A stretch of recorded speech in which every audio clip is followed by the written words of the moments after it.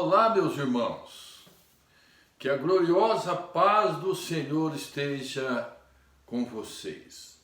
Meus queridos, eu escolhi um salmo para nossa meditação desta oportunidade, o Salmo 133. Este é um salmo muito conhecido, muito lido e muito amado da comunidade evangélica. Sempre que se fala neste salmo, a gente vê brilho nos olhos daquele que fala. Salmo 133. Eu quero ler este salmo agora para nossa edificação.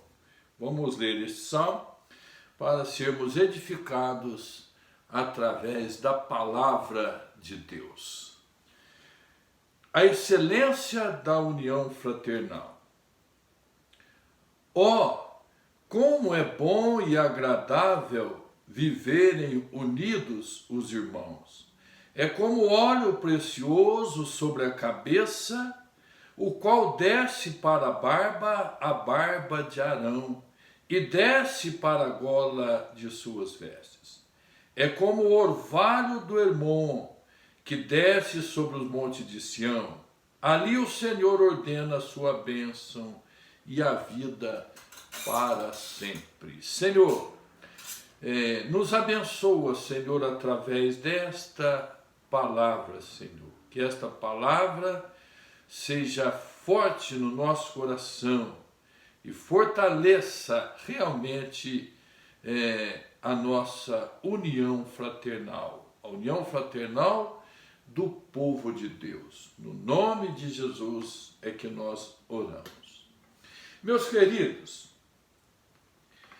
alguns anos atrás teve um problema hídrico em São Paulo e grande parte da cidade, se não toda, teve reduzido o fornecimento de água. E a gente assistia pelos noticiários o povo apavorado atrás de água. As águas engarrafadas do supermercado, as águas minerais, sumiram da prateleira, de tanto que o povo estava tentando estocar em casa, de medo de ficar sem água. E aí algumas pessoas até disseram que o imóvel em São Paulo iria abaixar muito o preço, porque era uma grande cidade, uma metrópole, e estava destinada a não ter água suficiente para a sua população. Tem lá grandes represas, grandes mananciais, mas o consumo é muito alto. Então, quando pela primeira vez alguém chega à torneira, abre a torneira e não sai água, aí é que ele dá valor, o valor da água, quando ela falha na sua torneira. Mas enquanto ela está fluindo, enquanto a água está sobejando na sua casa, ninguém dá valor. Mas quando faltou, aí sim o valor é muito grande. Meus queridos, o que eu estou sentindo muita falta nesse período que nós estamos vivendo de quarentena é a nossa comunhão, a comunhão dos irmãos, que a gente chega, cumprimenta, abraça, pergunta, responde, e assim a gente fica interagindo. Quando termina o nosso culto, que a gente desce para o salão social para tomar o cafezinho, tomar o chazinho, comer a pipoquinha, é um momento precioso, um momento gostoso da comunhão dos irmãos. Então, esta comunhão realmente ela é muito gostosa. E nós precisamos trabalhar no sentido de valorizar cada vez mais, para termos realmente união, comunhão de qualidade, comunhão, relacionamentos saudáveis, né? Com pessoas que você ama e pessoas que você é amado. Então, é muito interessante esta parte da igreja. O povo de fora, uma das coisas que eles mais admiram na vida dos crentes, dos evangélicos, é a união. Eles falam, olha, a gente admira como vocês são unidos. E o próprio Senhor Jesus disse, né? Nisto conhecerão que sois meus discípulos, se amardes uns aos outros. Então, esse amor cristão, esse amor que é desenvolvido dentro da igreja, no seio do povo evangélico, é algo maravilhoso. E quando a gente perde essa comunhão aí, agora por esses dias, é que a gente percebe, né, é que a gente dá valor de como ela é preciosa.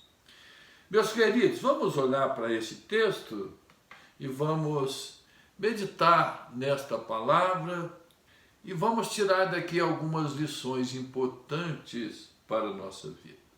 É bem verdade que é um salmo que você conhece e pode ser aquilo que nós vamos falar, é algo que você já tenha ouvido. Talvez alguma coisa não, porque sempre que o Senhor dá a palavra, Ele acrescenta alguma coisa, porque a palavra de Deus é uma fonte inesgotável da sua graça.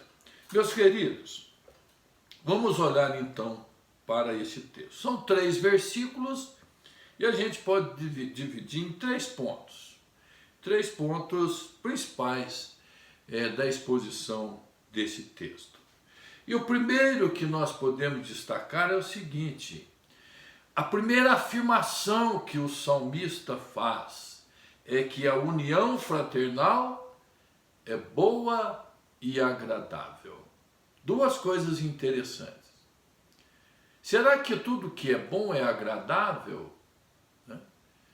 Será? Não, nem sempre. Você pode tomar uma injeção, ela é boa, mas não é agradável, certo? Então, não é bom.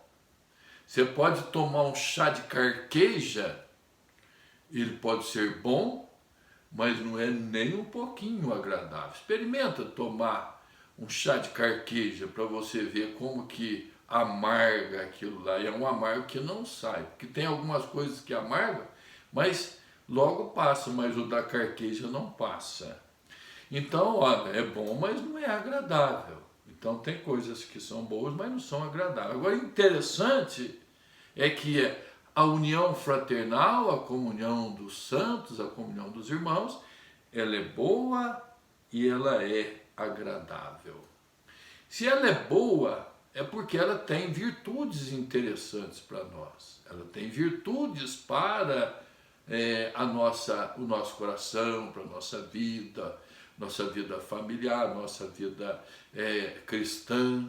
Tem coisas boas. E agradável por quê? Porque traz alegria, traz satisfação, ela traz satisfação para nós. Como é bom estar no meio dos irmãos, como é bom gozar da comunhão dos irmãos, como é agradável desfrutar de uma reunião com os irmãos, um encontro, alguma coisa assim, gostosa para se fazer.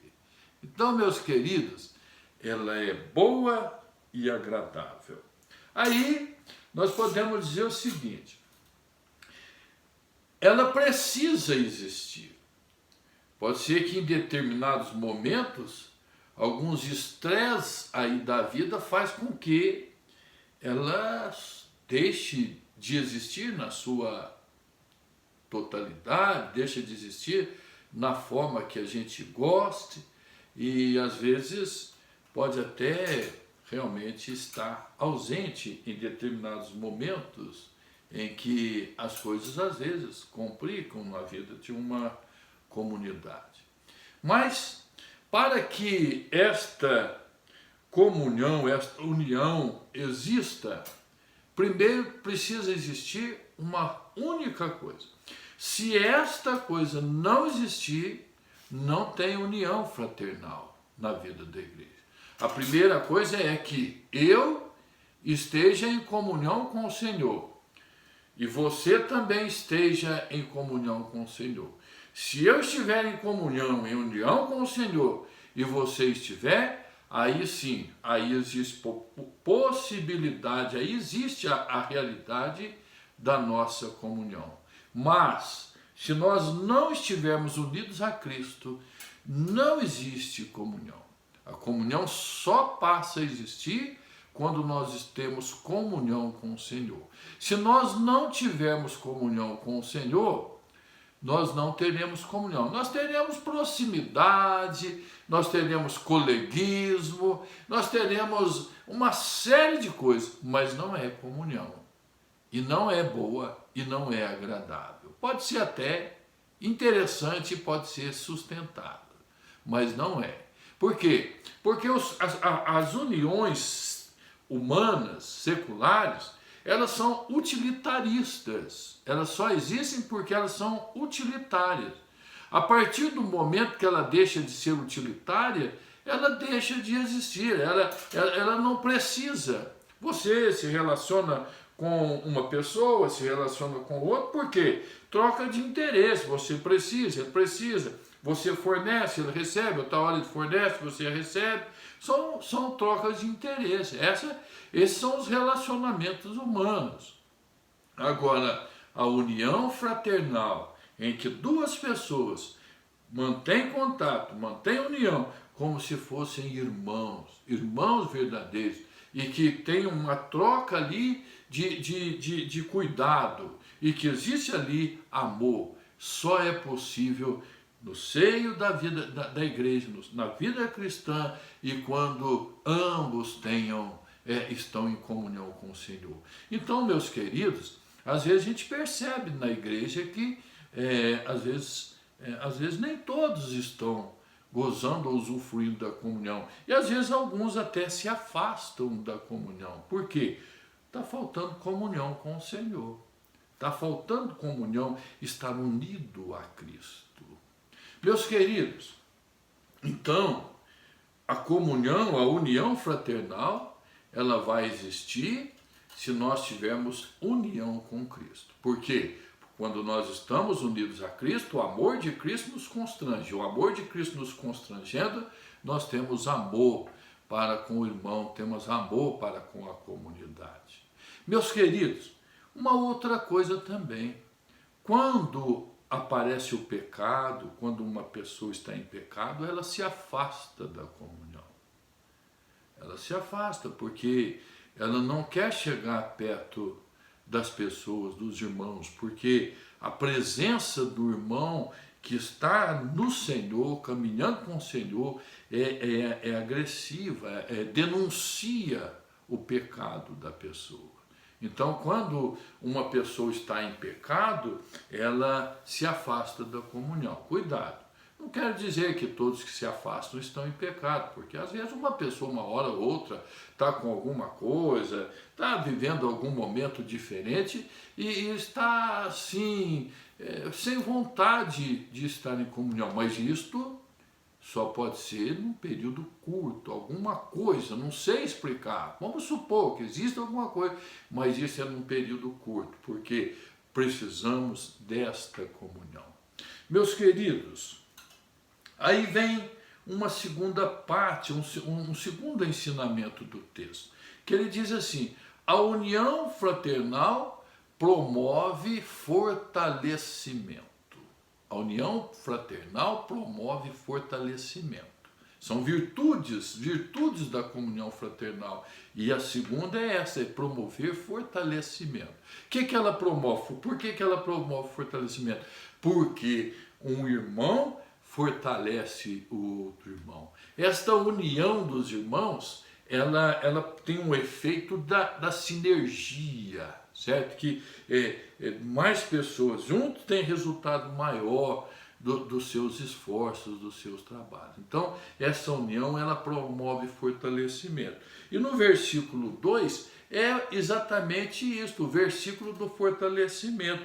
É como óleo, como que é esta união fraternal? É como óleo precioso sobre a cabeça, o qual desce para a barba de Arão. Meus queridos, aqui não está falando de uma consagração de um sacerdote, de outro, não. Aqui está falando da consagração sacerdotal do sumo sacerdote, aquele que foi consagrado ali no deserto para ser sacerdote sobre aquela multidão.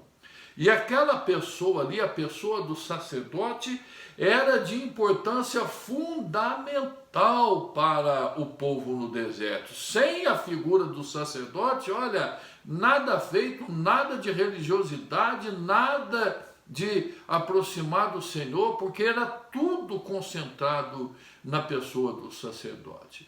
Então, quando acontecia a consagração do sacerdote, era algo muito interessante. E aqueles que tiveram a oportunidade de assistir, que tiveram a oportunidade de presenciar, certamente foram profundamente tocados por aquele ato. Então, na consagração, o óleo sendo derramado na cabeça de Arão, o óleo sendo escorrendo pelos seus cabelos, pela sua barba, descendo para suas vestes sacerdotais, tinha um significado extraordinário para o hebreu. Quando o óleo da unção do sacerdote descia, e descia pela sua barba, e descia para suas vestes, passava no peitoral do sacerdote. E ali tinha quatro colunas de 3 nomes, onde estavam escritos os nomes das 12 tribos de Israel. E o óleo então fluía e passava por aqueles nomes. Quer dizer, promovia ali união entre aquelas tribos, falava de que era um só povo, que estavam todos debaixo do óleo do Senhor, estavam todos unidos no Senhor, através daquele óleo que descia pela veste do sacerdote. Então, meus queridos, aquilo ali trazia para a pessoa um fortalecimento. Para nós que somos aqui do Ocidente, quem sabe quando fala do óleo, né, você vai lá na classe da escola dominical e lê com as crianças, olha, é como o óleo precioso que desce, o óleo precioso sobre a cabeça, que desce para a barba de Arão. As crianças ficam olhando assim, olhando, né? O que eles podem imaginar, pensar e valorizar. Nós também, quando olhamos para esse salmo, mas quando a gente toma um pouquinho do conhecimento destas realidades, a gente percebe que aquele óleo, que era o óleo da unção, ele tinha um poder fortalecedor muito grande na vida de Israel e precisa ser cristianizado também para a nossa vida, quando o Espírito Santo desce sobre o povo, né? e passa pelo povo e une o povo. Meus queridos, então esta ilustração que Davi faz da união fraternal, usando a figura do óleo, nos traz a ideia de fortalecimento. Meus queridos, quando nós temos comunhão com os irmãos, quando nós somos amados pelos irmãos, quando nós amamos os irmãos, quando nós obedecemos a ordem do Senhor de amar uns aos outros, isto traz um fortalecimento muito grande para a igreja. Quando uma igreja está fria no amor de uns para com os outros, ela se enfraquece, ela fica fraca. Meus queridos, se você estiver passando uns dias por alguma enfermidade, acamado, e recebe aquela visita do irmão que veio para orar com você, aquilo ali é mais precioso do que o próprio remédio que está sendo medicado, né? fortalece os ossos, traz vigor, traz vida. Então este segundo versículo, quando o salmista usa a figura do óleo, ele está falando de fortalecimento sobre a comunidade. Meus queridos, nós precisamos desesperadamente deste fortalecimento. Portanto, meu irmão, minha irmã, nunca desvalorize a comunhão dos santos, a comunhão da igreja, a comunhão dos irmãos. Quando nós participamos da ceia do Senhor, nós participamos do mesmo pão, do mesmo cálice. Nós estamos assentados na mesa com o Senhor para participar da sua ceia. Aquele momento é um momento profundo de comunhão do povo de Deus. E mais queridos, o salmista usou uma terceira figura. Ele usa uma figura do orvalho. Versículo 3 diz assim, a comunhão fraternal é como o orvalho do Hermon, que desce sobre os montes de Sião. Ali o Senhor ordena a sua bênção e a vida para sempre. O Hermon era uma cadeia de montes, né, que conseguia atingir o Monte Sião, seja através das nuvens, seja através da sua neve derretida. Meus queridos, há uma afirmação, estudiosos, que naquele lugar ali no Hermon, o orvalho é muito forte.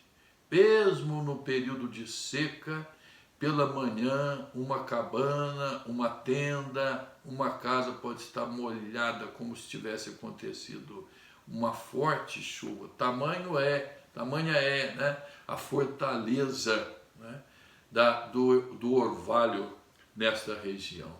Então, meus queridos, ele usa agora esta figura do orvalho no monte, né, do Hermon, né, o orvalho do Hermon que desce sobre os montes, né, os montes de Sião. Ali ordena o Senhor a sua bênção e a vida para sempre. O versículo 3 nos dá a ideia de renovação. A união fraternal promove renovação. Meus queridos, o orvalho do Hermon, ele poderia ser congelado lá no cume do monte. Mas quando acontecia dele ir se descongelando, derretendo, ele começava a descer, formava pequenos sulcos de águas, pequenos ribeiros e grandes ribeiros depois, e aquilo fazia com que o sopé do monte se tornava fértil. E aí esta fertilidade produzia em abundância, e aí existia vida, né, que diz aqui o texto, e a vida para sempre. A união fraternal tem esta proposta também, e o salmista aqui usou muito bem a figura do orvalho do Hermon. Enquanto o óleo aponta para o fortalecimento, o orvalho aponta para a renovação. Então a nossa comunhão cristã, ela nos fortalece, ela nos renova. Nesse terceiro ponto, ela nos renova, é como o orvalho do Hermon. Meus queridos, somos renovados. Após o nosso tempo de comunhão, nós temos a comunhão, que é uma comunhão forte na célula, dos pequenos grupos. Mas quando nós temos os nossos encontros de adoração, ali é momento de união fraternal, de comunhão. E aquilo traz para nós uma renovação, meus queridos. Às vezes a semana do irmão foi uma semana dura, uma semana difícil, uma semana complicadíssima, mas quando ele adora o Senhor junto com o povo de Deus, que ele participa daquele momento gostoso de comunhão, o momento que o pessoal da música nos traz as canções para nós adorarmos o Senhor, depois o momento da palavra, que traz as sagradas escrituras para a nossa mente, para o nosso coração, aquilo traz para nós uma renovação. Talvez você não valorizou ainda, ou não tenha parado para pensar, quando sai do culto, que está saindo para casa, retornando para casa, a gente volta renovado, meus queridos. Existe uma renovação que nos dá realmente força, nos dá realmente ânimo para começar tudo de novo na segunda-feira, às vezes enfrentando pressão no trabalho, às vezes enfrentando perseguição, às vezes enfrentando medo, por causa de uma possível mudança nos planos da empresa, essa tensão toda que existe na vida profissional, mas o culto do domingo, quando ele termina e quando a gente volta para casa, a gente volta renovado. Meus queridos, às vezes a gente está cansado, vai para a igreja cansado e senta lá, alguns até às vezes dão algumas cochiladas, mas ao final, quando ele participa daquele momento espiritual, quando ele participa daquele momento social, ele é renovado. Por quê? Porque é uma das virtudes da união fraternal. Ela renova as nossas forças. Nós somos renovados. Somos renovados fisicamente, somos renovados emocionalmente, somos renovados espiritualmente. Por isso, meus queridos, ela é boa e ela é agradável. Como que nós podemos concluir esta meditação, meus queridos? Meu irmão, minha irmã, talvez neste período agora de quarentena, você possa usar deste tempo para pensar bastante na sua qualidade de comunhão. Pensa bastante na qualidade de comunhão. Porque talvez, pode ser, que você não tenha valorizado como precisa ser valorizado. Quem sabe, vamos dizer, quando termina o culto e ter que descer lá para o salão, para você não é algo agradável. Alguma coisa você precisa mudar. Alguma coisa você precisa refletir para poder se entrosar nesta maravilha que é as bem-aventuranças da comunhão. Então, às vezes eu percebo, irmãos, dali da frente, a gente percebe que quando está terminando o culto, algumas pessoas saem de lisinho. E aquela saída francesa, às vezes não espera nem a bênção e já está saindo. Isto pode ser justificado. Uma hora, outra, isso pode ser explicado alguma coisa e a pessoa veio, mas tem que voltar correndo para atender uma necessidade. Mas sempre, todos os domingos, isto não é bom. Isto não é nem um pouquinho bom. Isto é muito preocupante. Então, meus queridos, nos ajude a fortalecer a nossa comunhão. Eu quero terminar esta palavra contando uma ilustraçãozinha, uma historinha que eu escutei numa pregação do reverendo Hernandes. Ele contou esta historinha. Ele disse assim: alguém saiu pelos corredores da igreja, fazendo uma pesquisa, e encontrou uma pessoa e perguntou para ele: você é daqui da igreja? Sou sim. Como é essa igreja?